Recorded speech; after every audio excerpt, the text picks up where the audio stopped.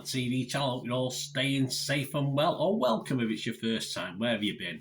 Right, so we're going to have a look at a Netflix release today, a movie. We're going to have a look at, one of these. Yes, well, I'll say more about it in a minute. Quite emotional for me. I don't know. I think sometimes when you watch certain films, depending on your emotional state yourself, is whether what you think of the film. So yes, it certainly got to me, this one. I will admit it. I will be honest about it.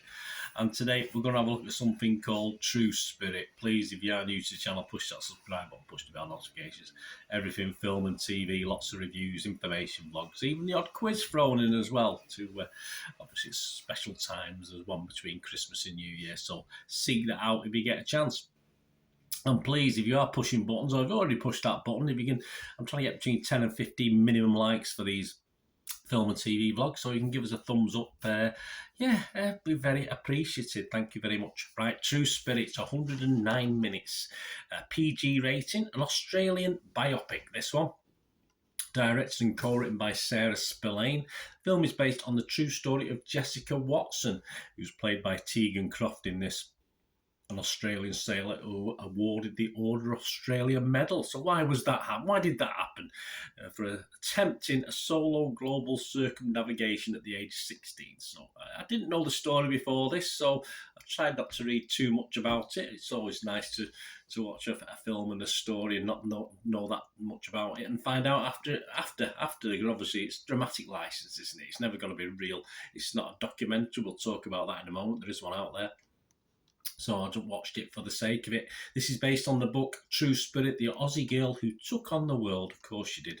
What are the audience thinking? Rotten Tomatoes audience, 76% positivity. We'll go with that. It's only been out a couple of days as I'm recording this on the 5th of January 2023. So not a lot of scores yet. Internet Movie Database, over 700 scores and reviews, 6.9 out of 10. That's good.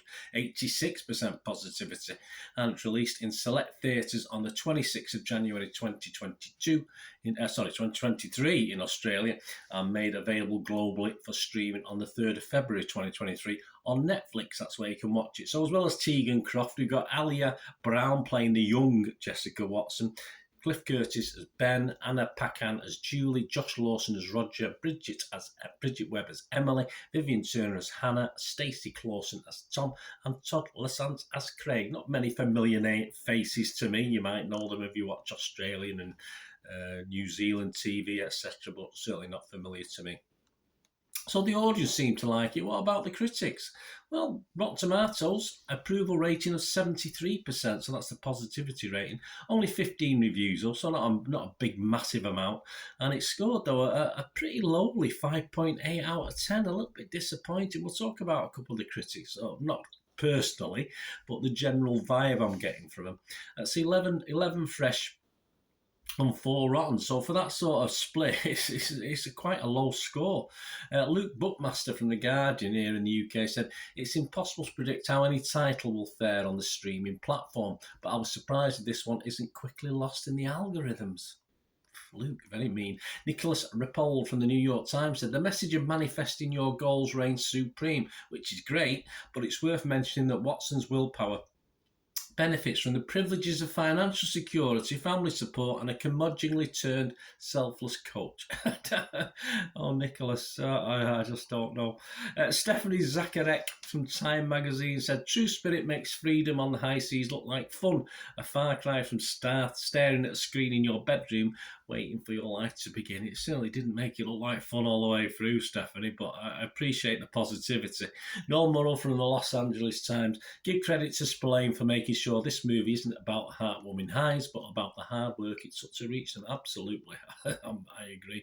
On Metacritic, not great again. Only 5 reviews, so it's not many, but just a score of 50 out of 100. So 1 positive, 3 mixed, and 1 negative. I'm totally lost on some of these scores, guys. I think not animosity, but the dislike is a little bit over the top.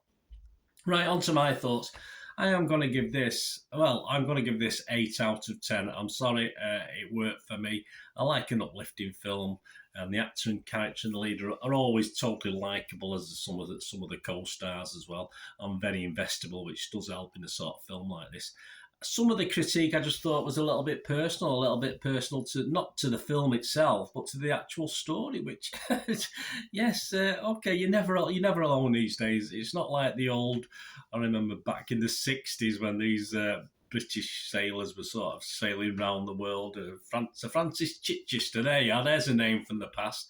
And yet now you've got all the backup, you've got the satellite phones, etc., etc., and you've got financial support, to which element this girl did. Obviously, sponsorship as well. But I just don't understand why people are being down on it. It's at the end of the day, when it comes to it, you're still alone when it comes to battling the storms, etc., around the world cruise for a 16-year-old girl, please. So I think some of the criticism is totally unfair, and I think some of the criticism more aimed at the actual thing, again unfairly, than the film itself. For me, this just as a film, as entertainment, which is what I watch it as. I don't watch it as a true life thing. It's a great little put together biopic. Formulaic, of course it is, but it's obviously there's a true story behind it, and that's how it works. I like the flashback elements of a younger version of the girl. I think they're great. They help with the investment in the characters. And if you want a truer telling, of course, there is a good documentary, Watts's memoir, and the 2010 documentary about her achievement, 210 Days, are altogether more thorough and nuanced, they say.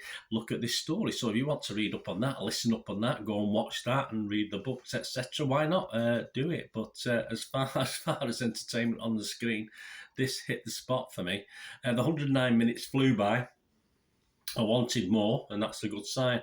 And yes, as entertainment, biopic by the numbers, yeah, it's just good fun for me. I just enjoyed it, and well, you can tell with that score, I don't give it many 8 out of 10s plus in my reviews, and it made me smile. And yes, it brought a tear to the old glass eye, to the proverbial glass eye, that's for sure. And I will admit to crying at certain stages of this, certainly towards the end.